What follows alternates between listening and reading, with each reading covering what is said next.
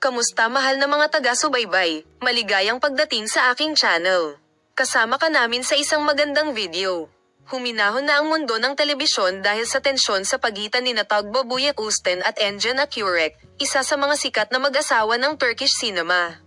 Pagkatapos ng mga buwan ng tagumpay at kabiguan sa isang relasyon, ang radikal na desisyon ni Tuğba Büyüküstün ay lumikha ng isang bomba sa mundo ng magazine.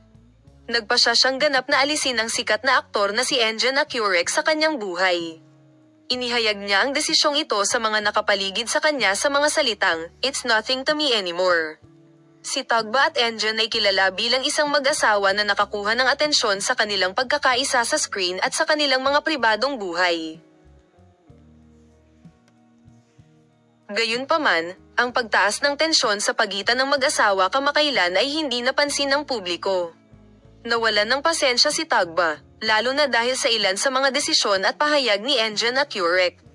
Nabatid na nabalisa si Tuğba sa pabaya ni Engin sa ilang isyu at madalas itong ipahayag.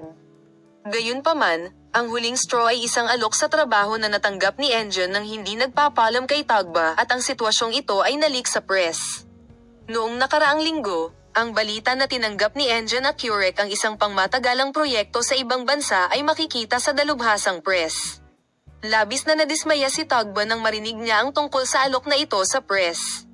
Ayon sa impormasyong nakuha mula sa malapit na bilog ng mag-asawa, itinuring ni Tugba ang pagbabahagi ni Engin ng ganoong mahalagang desisyon sa kanya bilang isang pagtataksil.